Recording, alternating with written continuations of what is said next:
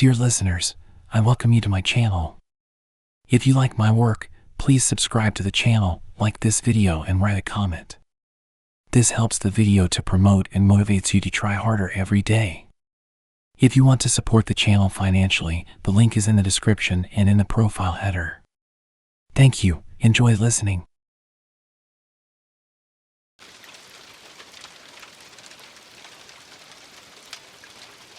The day I got hired at Harper & Company felt like the best day of my life. I had spent months searching for a position that fit my skill set, enduring endless rejections and ghosted applications. But when I received the email from their HR department inviting me for an interview, I knew my luck was turning around. The company was prestigious, known for its secrecy and high-profile clients, and the salary was more than enough to make me accept without hesitation. I didn't ask too many questions about the work culture or the expectations, I just wanted in. My first day at the office was surreal. The building itself was a towering glass monolith, pristine and modern, nestled among the high-rises of downtown. As I walked through the massive glass doors, a cold draft sent a shiver down my spine. The air inside smelled oddly sterile, like a hospital, but with a faint undertone of something I couldn't quite place. A receptionist greeted me with a polite but emotionless smile. "Welcome to Harper & Company, Mr. Evans. Please follow me." She led me through a maze of corridors, the walls adorned with abstract art that seemed to watch me as I passed.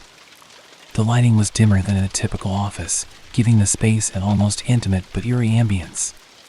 Employees moved silently, their eyes either glued to their screens or fixed on the floor. There was an unspoken rule here, I realized, speak only when necessary. I was finally ushered into a sleek office where a man stood waiting. He was tall, impeccably dressed in a charcoal suit that looked custom-tailored.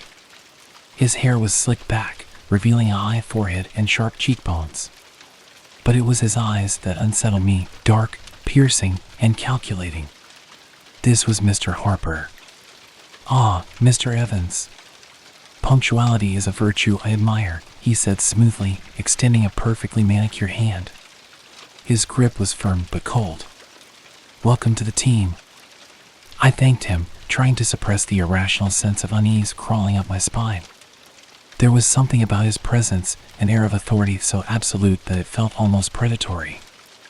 "I expect excellence from my employees, Mr. Evans," he continued, gesturing for me to sit. "Mediocrity is not tolerated here. You'll find that those who do not meet expectations do not stay long."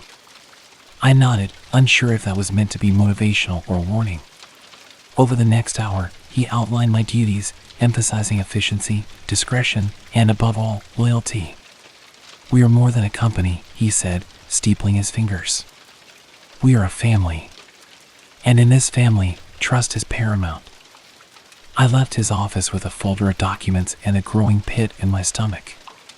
As I walked to my assigned desk, I caught the eyes of a fellow employee, a pale, thin woman who looked as if she hadn't slept in weeks. She opened her mouth as if to say something, then quickly lowered her gaze and returned to typing. My workstation was immaculate, set up with top-of-the-line equipment. Everything was perfect. Too perfect. By lunchtime, I had noticed something strange. No one was eating. The break room was pristine, the refrigerator empty except for bottled water. When I asked a colleague where I could grab a bite, he hesitated before murmuring, "You'll get used to it." Used to what? That night, as I left the building, I noticed Mr. Harper watching from his office window, his silhouette outlined against the dim light. Even from a distance, I felt his gaze lock onto me, studying me, assessing me. I told myself it was just first-day nerves. But deep down, something inside me whispered that I had just stepped into something far more sinister than I could have ever imagined. A week into my new job, I started noticing things that didn't quite add up. At first, they were small, tiny inconsistencies that I could easily explain away. Employees who never seemed to take lunch breaks, whispers in the corridors that stopped the moment I walked by, the way everyone tensed up whenever Mr. Harper entered the room. But as the days passed, my unease deepened. One morning, I arrived early, hoping to get a head start on some reports. The office was unusually quiet, even for Harper & Company. As I made my way to my desk, I passed by the row of cubicles and noticed something strange, an empty workstation. Not just unoccupied, but completely cleared out. The nameplate was gone, the chair was missing, and even the computer had been removed. I could have sworn that just yesterday, a man named Andrew sat there. He had helped me set up my email on my first day. I turned to a coworker, a nervous-looking guy named Daniel. "Hey, what happened to Andrew?" Daniel froze for a second too long before forcing a casual shrug. "Oh, he quit." "Quit? Just like that?" I frowned. "He didn't say anything about leaving yesterday." Daniel swallowed hard. "Yeah, well, sometimes people just decide this place isn't for them." Something in his tone felt off, but before I could press further, Mr. Harper's office door opened at the end of the hall. The air seemed to shift. Daniel immediately turned away and pretended to be busy, while the rest of the employees stiffened in their seats. The silence was deafening. Mr. Harper stepped out, his dark eyes scanning the room. For a moment, I thought they'd landed on me, but then he walked past without a word, disappearing down the hallway. Only when the door shut behind him did the tension in the office ease. People exhaled, shoulders slumping ever so slightly. I had never seen an entire room so afraid of one man. Later that day, I overheard a conversation that sent chills down my spine. I had gone to the supply room to grab some paper when I heard voices coming from the other side of the door. The tone was hushed, urgent. "Did you hear about Andrew?" a woman whispered. "Of course I did," another voice answered. I heard he didn't quit." "Then what happened?" A pause. Then, in an even lower voice, "I think Mr. Harper took care of it." My breath hitched. I leaned in closer, heart pounding. "Shoo, don't talk like that. If he hears you." Footsteps echoed down the hall. The voices instantly ceased. I barely had time to step away before the door swung open and two employees emerged, looking pale. They flinched when they saw me. "I didn't hear anything," I blurted out, but that only made things worse. Their expressions darkened, and without a word, they pushed past me, disappearing into the office space. That night, as I lay in bed, I replayed the events of the day over and over in my head. There was something very wrong with this company. Employees vanishing without a trace. The way everyone lived in fear of Mr. Harper. The hushed whispers of something far more sinister lurking beneath the surface. I told myself I was overreacting, that I was letting office politics and workplace paranoia get the best of me. But deep down, I knew the truth. I was working for a man who had secrets, and I was afraid I might be next. By the beginning of my third week at Harper & Company, the strangeness of the office had settled into a quiet, gnawing anxiety at the back of my mind. I had convinced myself to push past my unease and focus on my work. After all, it was a great job, high pay, good benefits, and career stability. But no matter how hard I tried, I couldn't shake the creeping feeling that something was deeply wrong. It started with the smell. At first, it was faint, just a lingering, unpleasant undertone in the air, something metallic, something rancid. It wasn't overpowering, just barely noticeable, but it was enough to make my stomach churn whenever I inhaled too deeply. No one else seemed to react to it, so I tried to ignore it too. Maybe it was a ventilation issue, or maybe the janitorial staff had missed something. It was an old building, after all. But as the days passed, the smell grew stronger. By Thursday, it was impossible to ignore. It hit me the moment I stepped off the elevator, a thick, cloying stench, like raw meat left in the sun too long. It seemed to be strongest near the executive offices, where Mr. Harper and a few senior staff members worked behind thick, frosted glass doors. I made the mistake of mentioning it to Daniel. "Hey, do you smell that?" I asked, lowering my voice as we walked past the conference room. He stiffened immediately. "Smell what?" "That weird, rotten kind of smell. It's been getting worse all week." Daniel glanced around quickly, then grabbed my arm, pulling me toward the break room where no one else was around. "Don't talk about it," he hissed. His hands were shaking slightly. Just pretend you don't notice. Trust me. What? Why? It's just a smell. Just drop it, okay? He ran a hand through his hair, exhaling shakily. It's not your concern. I wanted to argue, but the sheer panic in his eyes stopped me. He looked like a man on the verge of a breakdown. Instead, I nodded. Okay. He let go of my arm and hurried away, leaving me alone in the break room with more questions than ever. That evening, as I was finishing up my work, the smell was unbearable. I could taste it at the back of my throat, thick and clinging. My head ached from it. The office was nearly empty by then, most employees having already left for the night. But Mr. Harper's door remained shut, a faint strip of light glowing beneath it. I hesitated. Then, against my better judgment, I followed my nose. The closer I got to his office, the worse the smell became. I stopped just outside his door, my heart hammering. For a moment, I considered knocking, asking if everything was okay, but a muffled sound from inside froze me in place.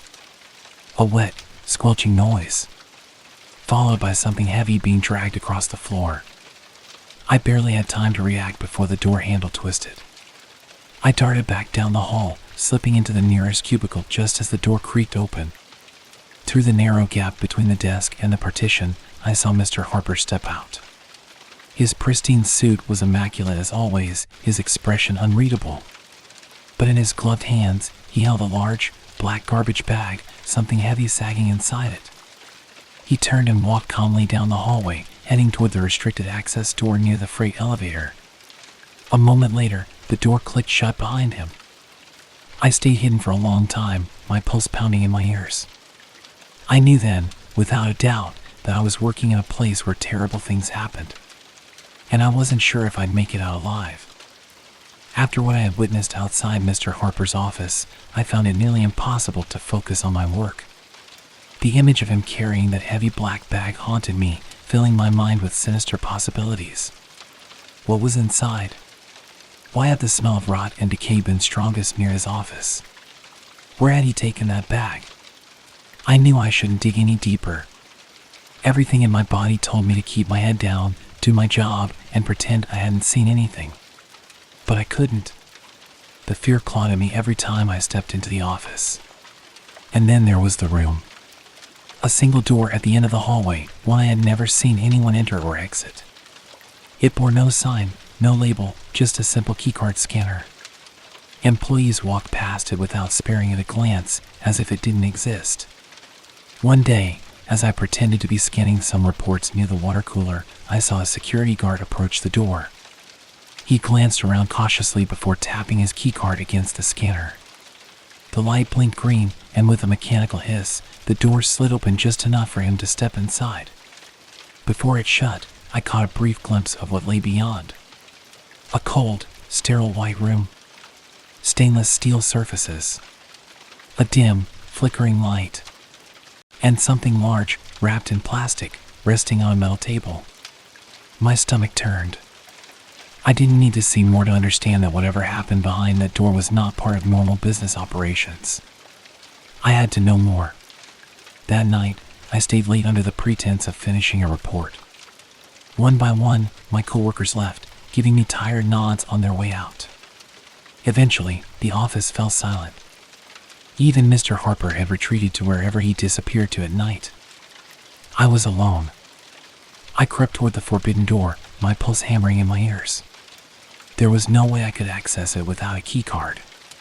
But I had a plan. Earlier in the day, I had seen Daniel, always nervous, always sweating, leave his keycard unattended on his desk. I had accidentally knocked over some papers onto it, covering it until everyone left. Now, I retrieved it, my fingers trembling as I approached the scanner. I held my breath and tapped the keycard against the panel. The light blinked green. The door slid open. Inside, the smell hit me like a punch to the gut. It was stronger than anything I had experienced near Mr. Harper's office. Thick, suffocating, and unmistakably organic. My eyes watered as I stepped inside, my shoes clicking against the cold, tiled floor. Rows of stainless steel tables lined the room. Large industrial freezers hummed quietly along the walls. Surgical tools lay neatly arranged on trays. And in the center of the room, beneath the flickering fluorescent light, was the metal table I had seen earlier. The plastic covering was still there. But now, up close, I could see what lay beneath it. A human body. I stumbled back, slapping a hand over my mouth to stifle a scream. The shape was unmistakable, a torso, arms, legs. The plastic was pulled tightly over the face, pressing the features into a grotesque mask. I didn't need to pull it back to know who it was. Andrew. I gagged, bile rising in my throat. My vision swam. My knees felt weak. I had to get out. I had to run. But as I turned toward the door, I heard it. A slow, deliberate clap. Impressive, a voice murmured behind me. I froze. My breath hitched. Mr. Harper was standing in the doorway, his dark eyes gleaming with something that wasn't quite amusement. He took a step forward, the door hissing shut behind him. Most employees don't make it this far, he said softly. You must be very curious. My heart pounded so hard I thought my ribs would crack. My feet were rooted to the floor, my mind screaming at me to move, to run, but I couldn't. Mr. Harper sighed, tilting his head as he studied me. I do dislike when things get messy, but I suppose this was inevitable. He took another step toward me. I bolted. I shoved past him with all the strength I had, my shoulders slamming into his chest.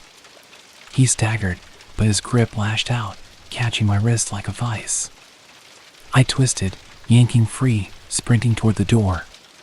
My hands fumbled with the scanner, desperately swiping Daniel's keycard. The door slid open. I didn't look back. I ran through the office, past the empty desks, past the eerie silence, straight for the elevator. My fingers mashed the button repeatedly, praying for it to open. A soft chuckle echoed behind me. The door slid open, and I dove inside, hitting the ground floor button so hard my nails split. The last thing I saw before the door shut was Mr. Harper, standing calmly at the end of the hallway, watching me with an expression I couldn't decipher. The doors closed, and I realized something horrifying. He hadn't tried to stop me, because he didn't need to. I had seen too much, and now I was part of his game. I didn't sleep that night. I didn't even go home. I found myself wandering the streets, my mind in a state of absolute panic, replaying the events of the night over and over. Andrew's lifeless form beneath the plastic. The cold gleam of the metal table. The surgical tools.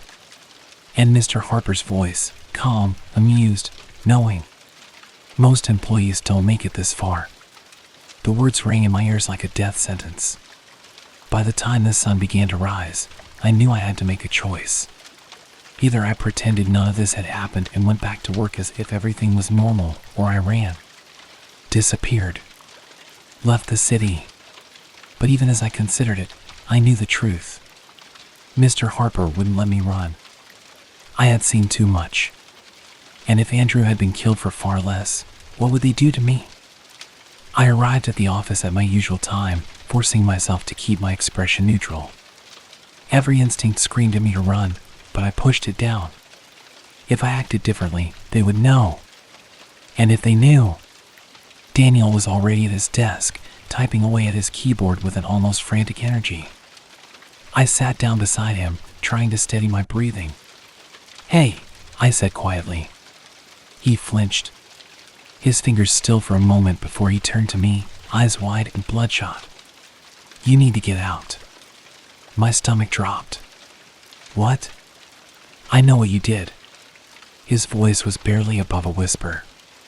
"You went inside, didn't you?" I didn't answer. I didn't need to. The look in my eyes must have been enough because Daniel let out a shaky breath and glanced around the office. "It's too late now." "He knows." "I know," I murmured. Daniel's gaze darkened. "Listen to me very carefully.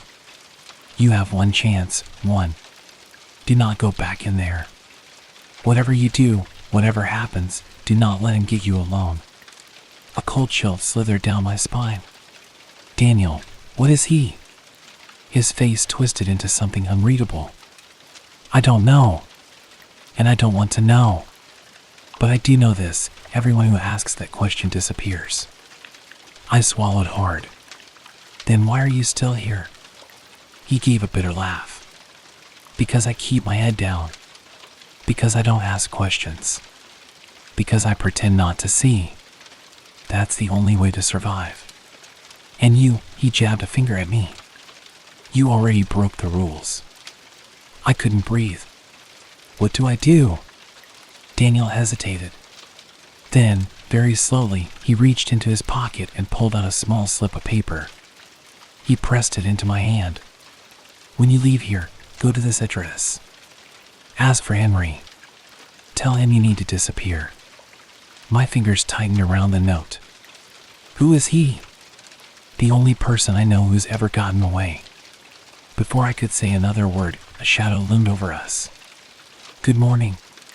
Mr. Harper's voice was smooth, pleasant. Daniel's entire body went rigid. He didn't turn around. He didn't even breathe. I forced a smile and looked up. Good morning, sir. Mr. Harper's dark eyes settled on me, searching, calculating. Then he smiled. A word in my office? I couldn't say no. Not without raising suspicion. Not without making it worse. So I nodded, pretending my hands weren't shaking, pretending I wasn't walking straight into the lion's den. Daniel didn't look at me as I stood. But as I walked past, I heard him whisper, just barely audible. Run. Mr. Harper's office was pristine, as always. The air was cold, and the smell of something metallic still lingered beneath the surface. He gestured for me to sit. I did. You seem uneasy, he said, watching me. Long night? I forced a chuckle. Just adjusting to the workload. Ah, yes. It can be quite demanding. He leaned back in his chair, fingers steepled beneath his chin. And yet, you seem distracted. Like your mind is elsewhere. My pulse was a drumbeat in my ears. I'm fine. He smiled. Are you?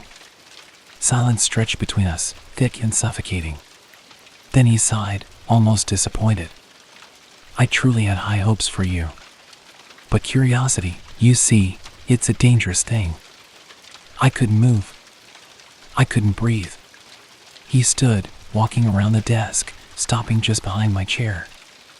I felt his presence looming over me, cold and calculated. Tell me, do you know what happens to those who break the rules here? He asked softly. I gripped the arms of the chair until my knuckles turned white. No. His breath was warm against my ear. They are dealt with. A cold shudder ran through me. I wanted to scream, to run, to do anything but sit there frozen in place. Then, just as suddenly as he had moved behind me, he stepped away. He returned to his desk, his expression once again unreadable. You may go. I blinked. What? He smiled. You have work to do, don't you? I hesitated. Was this a trap? Was he toying with me? But I couldn't risk staying. I forced myself to nod, to stand, to walk out of that office as calmly as I could manage. The moment I was outside, I made my way straight to my desk, grabbed my bag, and headed for the exit. I didn't say goodbye. I didn't look back. I had one chance to get out, and I was taking it. I stepped out of the office building and into the cold evening air, my hands gripping my bag so tightly that my knuckles ached. Every instinct in my body told me to run, to put as much distance as possible between myself and Harper and company. But I knew better. If Mr. Harper had let me walk away, it wasn't because he didn't care. It was because he knew I couldn't escape. Not without help. I took a deep breath and pulled out the slip of paper Daniel had given me. The address was scribbled hastily, barely legible. My heart pounded as I hailed a cab and gave the driver the location. The entire ride, I kept glancing over my shoulder, expecting to see one of Harper's people following me.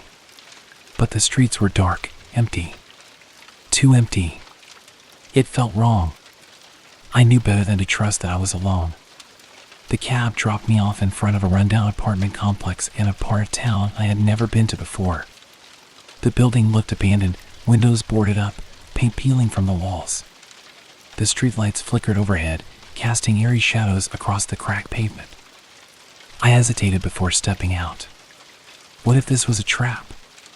What if Daniel had been working for Harper all along, leading me straight into his hands? But I didn't have a choice. I paid the driver and made my way up to the building. The door was unlocked. Inside, the air was thick with the smell of dust and mildew. Dim lighting barely illuminated the narrow hallway, and every step I took echoed ominously. Apartment 3B. I stopped in front of the door, my pulse hammering in my ears. Then I knocked. Silence. I knocked again, more urgently this time. "Henry?" I whispered. For a long moment, nothing. Then, the sound of a chain sliding back. A lock clicking. The door creaked open just enough for a single bloodshot eye to peer through the crack. "Who sent you?" the voice rasped. "Daniel," I whispered. "He said you could help me." The eye narrowed. Then, the door swung open. Henry was a wreck of a man. His clothes hung loosely on his gaunt frame, his hair was unkempt, and his hands shook as he motioned me inside. The apartment was as run down as the building, furniture covered in dust, stacks of newspapers piled in the corners, the air thick with stale cigarette smoke. "Sit," he muttered, locking the door behind me. I did, though every muscle in my body screamed to stay on my feet, to be ready to run. Henry sat across from me, studying me with an intensity that made my skin crawl. "So," he said, "you saw it." I swallowed. "You know about Harper." Henry let out a bitter laugh. "Know about him?" "Kid, I barely got out alive. I worked there for 10 years. And let me tell you something, you don't escape Harper. Not really." My blood ran cold. "But you did." "Did I?" He gestured around the room. "Look at me. You think this is a life? Hiding in the shadows, always looking over my shoulder? There's no getting out. There's only delaying the inevitable." I clenched my fists. "I can't stay. I can't go back there. He knows. He's playing with me." Henry studied me for a long time before sighing. "All right. I can help you. But you have to listen to everything I say. No questions. No hesitation." I nodded. "Okay. First things first." He leaned forward. "Harper isn't just some psychopath running a murder ring. He's something else. Something worse." My breath hitched. "What do you mean?" Henry exhaled slowly. "I mean he's not human." The words sent a wave of ice through my veins. "That's insane." "Is it?" Henry tilted his head. "You saw what was in that room, didn't you? The way he looked at you? The way he let you leave? Tell me, did you feel it? The way he was inside your head?" I shuddered. The way Mr. Harper had stared at me. The way my body had refused to move even when I wanted to run. The way I had felt like prey. "You felt it," Henry said, watching my reaction. "That's why you're here." I couldn't argue. "So what do I do?" I whispered. Henry's expression darkened. "You leave the city. Tonight. And you never look back. That's it? Just run?" "You don't understand," Henry snapped. "He doesn't need to chase you. If he wants you, he'll find you. There's only one way to survive this. You have to make yourself disappear." My throat went dry. "Ow!" Henry hesitated, then pulled a battered notebook from under the table. He flipped through the pages, stopping at one covered in strange symbols and markings. "This," he said, tapping the page. "It's a ritual. A way to sever his hold on you. It's dangerous. And it's the only thing that worked for me. I stared at the page, my heart pounding. And if I don't do it? Henry met my gaze, his expression grim. Then you'll never be free. He'll own you. The words settled over me like a death sentence. I had one chance, and I had to take it. I sat in Henry's dimly lit apartment, staring at the symbols on the page in front of me. My pulse roared in my ears as I traced the jagged lines with my fingertip, feeling the weight of what I was about to do. This ritual, I swallowed hard. You said it worked for you. How do you know? Henry let out a slow, rattling sigh. Because I'm still alive. And because I haven't seen him since I did it. The way he said him sent a chill down my spine. Harper wasn't just a man. I had suspected as much since the moment I saw what he had done to Andrew. But hearing Henry confirm it made it all too real. I clenched my fists. What do I have to do? Henry reached beneath the table and pulled out a small wooden box. He placed it in front of me with reverence, his fingers lingering on the lid for a moment before he finally flipped it open. Inside, there were several items: a rusted knife, a bundle of dried herbs, a small vial of thick, black liquid, and a candle that smelled faintly of something rotten. This isn't some ordinary ritual, Henry said. It's ancient. And it comes with a price. I didn't flinch. I don't care. He nodded. Then listen carefully. We don't have much time. The ritual had to be performed outside, away from prying eyes. Henry led me through the alleyways of the city until we reached an abandoned lot on the outskirts. It was a dead place, no animals, no sound, just the oppressive weight of silence pressing down on us. This is the spot, Henry murmured, setting down the box. No cameras. No witnesses. This is the only way. I nodded, but my stomach twisted into knots. Henry began to draw a circle in the dirt using the knife, muttering something under his breath as he did. The symbols from the notebook were carved into the ground, each one looking more unnatural than the last. When he finished, he took the vial and poured the thick liquid into the center of the circle. The moment it touched the earth, the air grew colder, the shadows deeper. I shivered. What is that? Henry's face was grim. Blood. I took an involuntary step back. Whose? Not mine. The look in his eyes told me not to ask. Instead, I forced my attention back to the circle. Henry placed the candle at the center and lit it.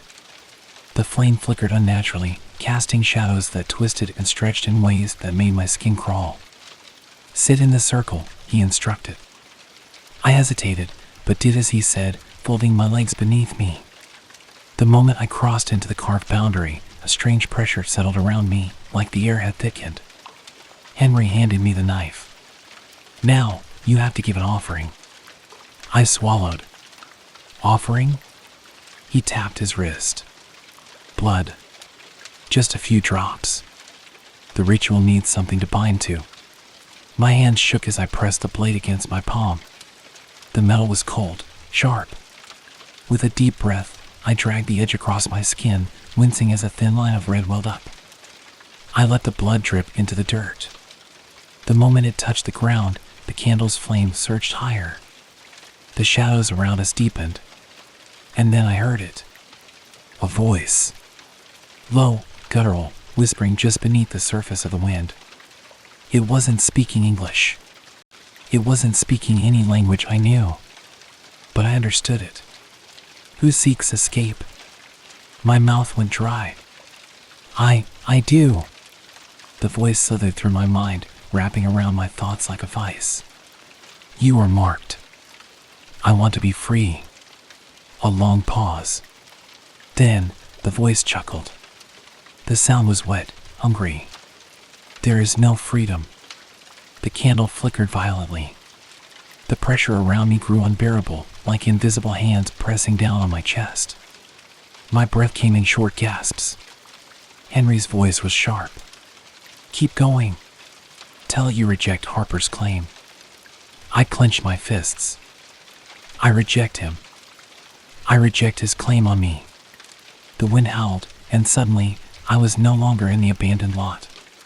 The world around me had shifted, darkness stretching in every direction, thick and suffocating. And in front of me stood Mr. Harper.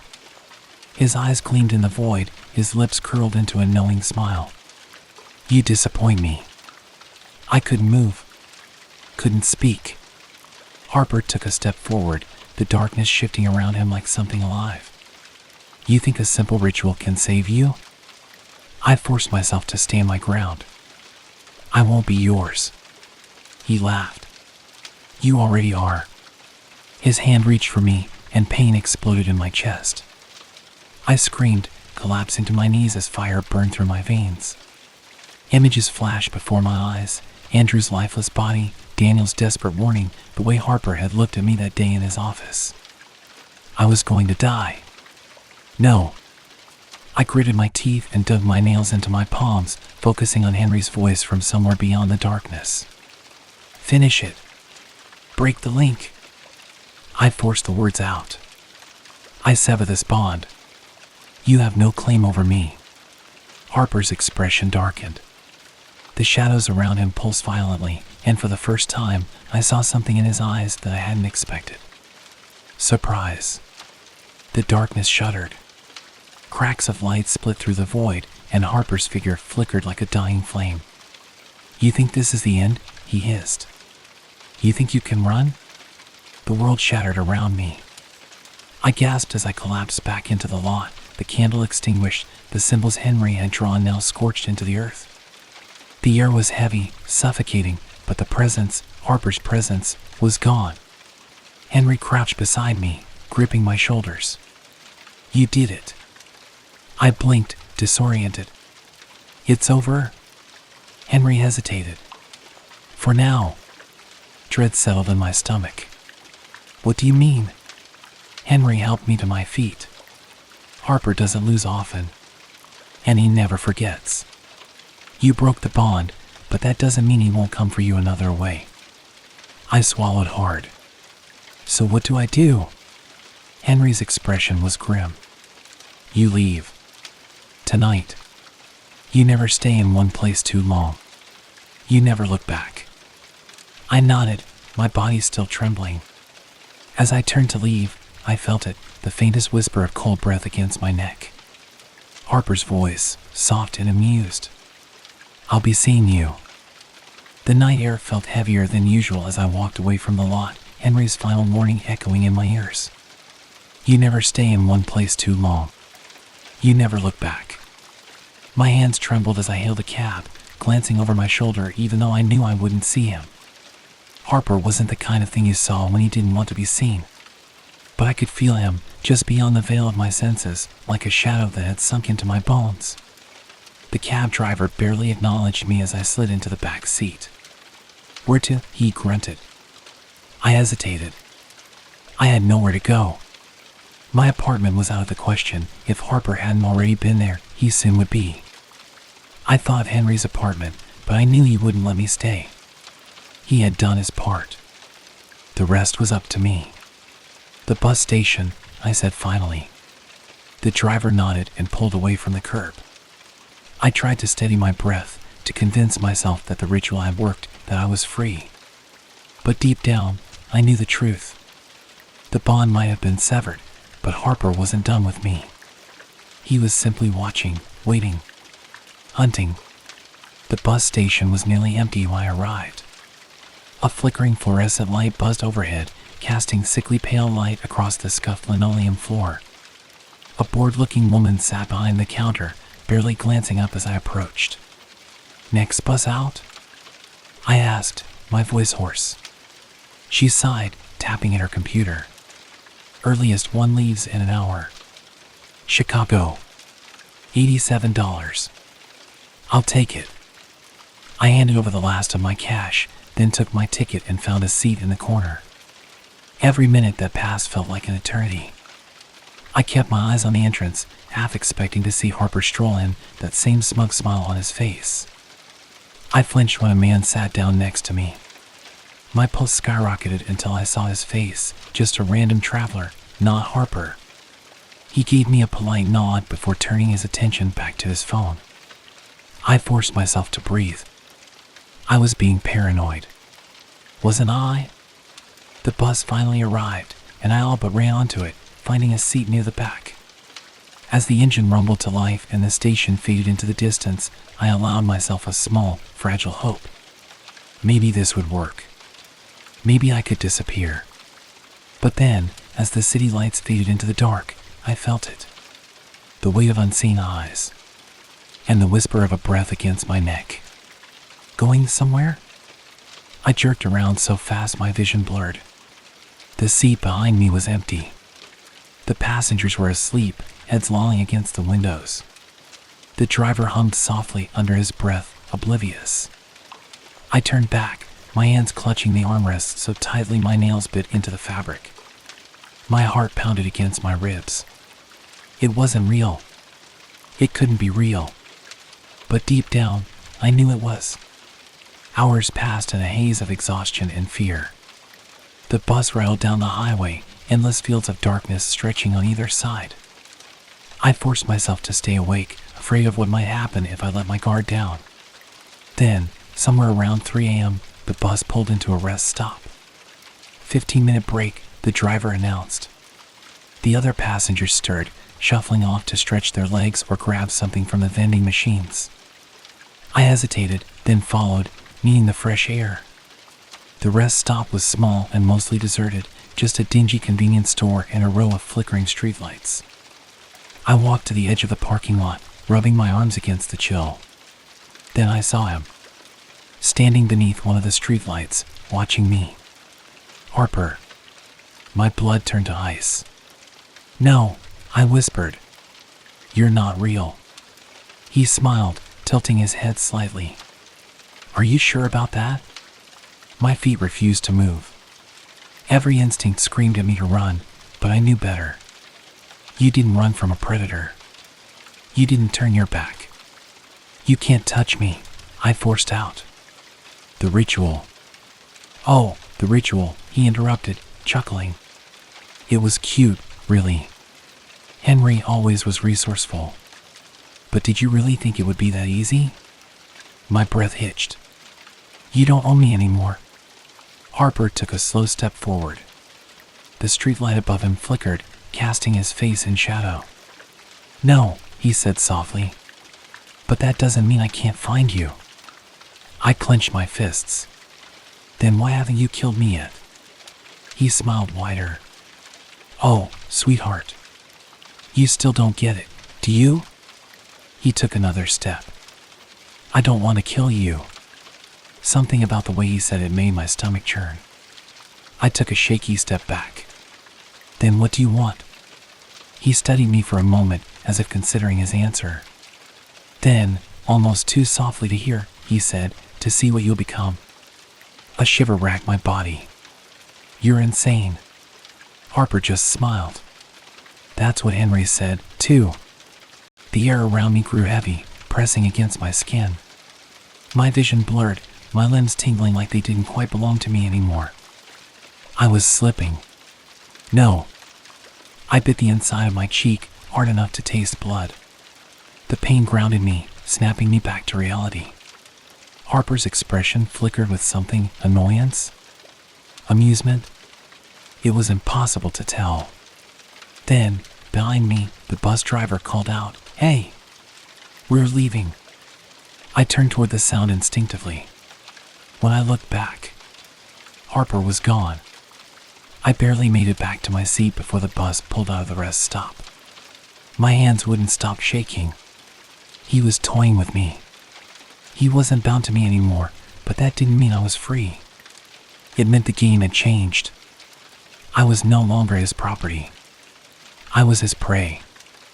I sank lower into my seat, staring out the window as the highway stretched endlessly before me. No matter how far I ran, I knew the truth now. Nowhere was safe. And Harper would always be watching. The bus ride stretched on into eternity. I kept my face turned toward the window, my breath fogging up the glass. Outside, the night loomed over endless fields, the occasional dim light from a distant house the only evidence that life still existed beyond the road. My hands still shook from the encounter at the rest stop. Harper's voice slithered through my mind, replaying in an endless loop. To see what you'll become. I clenched my fists, trying to shake the sensation of his presence. The ritual was supposed to break his claim on me, yet he was still here, haunting my every step, waiting just out of reach. If I couldn't escape him, what was the point of running? The bus jerked suddenly, the headlights illuminating a sign on the side of the road. Next stop, Ashwood, 12 miles. I hadn't planned on stopping before reaching Chicago, but something inside me stirred at the name. Ashwood. It sounded quiet, isolated. A place to disappear. A place to think. When the bus finally rolled into the station, I grabbed my bag and stepped out onto the cracked pavement. The town was small, too small. A single street stretched ahead, lined with flickering neon signs and darkened storefronts. A gas station stood at the far end, its buzzing lights the only source of illumination besides the occasional street lamp. I had no plan, no destination, but staying in motion was the only thing keeping me sane. I started walking. The motel sign was barely legible, half the letters burned out. Pine Rest Inn. Vacancy. As if anyone was fighting for a room in this place. The clerk barely looked up when I entered. He was an older man, his skin sagging from years of exhaustion. His eyes flicked up at me only once, dull and uninterested. One night, I said, pulling out what little cash I had left. He took it without a word, sliding me a key attached to a warped piece of wood. Room 6. Down the hall. I nodded, not bothering to thank him. The place smelled of mildew and something faintly metallic, but I didn't care. As long as there was a lock on the door, it was good enough. Once inside, I bolted the door and slid a chair beneath the handle for good measure. Then I collapsed onto the bed, my body sinking into the lumpy mattress.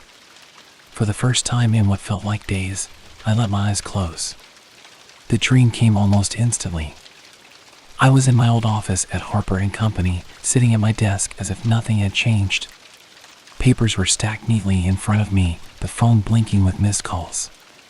The fluorescent lights above buzzed softly, filling the air with an electric hum. Everything was normal, except for the smell. That sickly sweet, metallic scent that clung to the walls. That crawled under my skin. I turned my head slowly. Harper sat at his desk, perfectly still. His suit was immaculate, not a wrinkle in sight. He wasn't looking at me, his attention was fixed on something in his hands. Something glistening, wet, dripping onto the papers before him. My stomach lurched. It was a hand. Fingers twitching. The skin peeling back from the knuckles.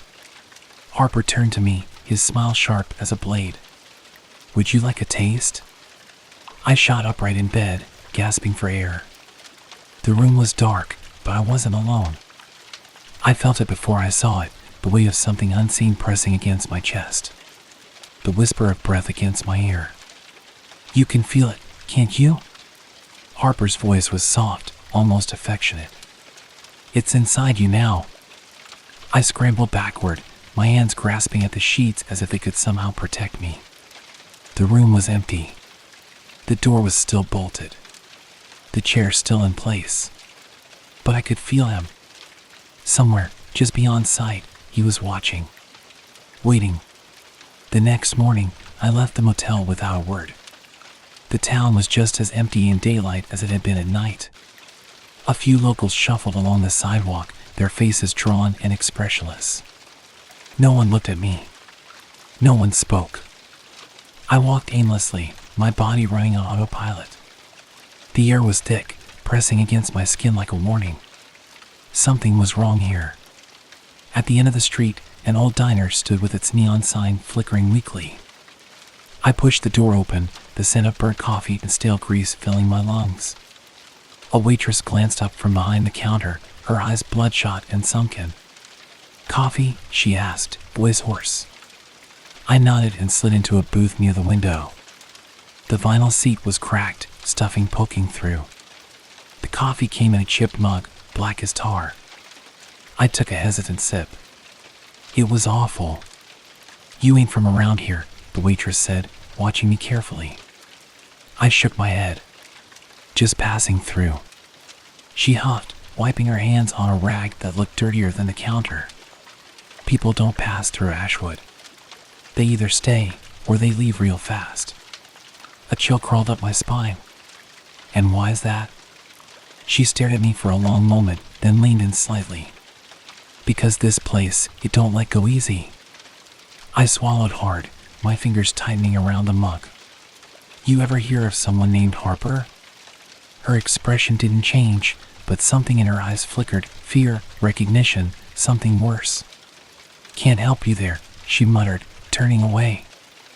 I wanted to press, to ask more, but my throat had gone dry. My pulse pounded in my ears.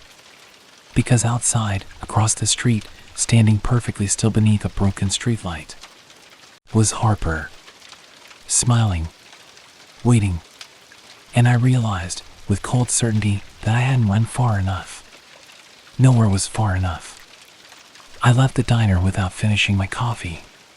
The sky above had darkened, heavy clouds rolling in despite the forecast predicting clear skies. My instinct screamed at me to keep moving, to get out before it was too late. But I had nowhere left to go. I turned a corner, my breath coming in short gasps, and stopped dead. Harper stood at the end of the alley, the shadows curling around him like living things. "You're tired of running, aren't you?" His voice was almost gentle. I took a step back. "Stay away from me." He sighed, shaking his head. "You still don't understand. This isn't about me chasing you. It's about you becoming something more." He took a step forward. "Something better." I clenched my fists. "I'll never be like you." His smile widened. "Oh, sweetheart. You already are." And then the sky cracked open with a sound like tearing flesh, and the world around me went black.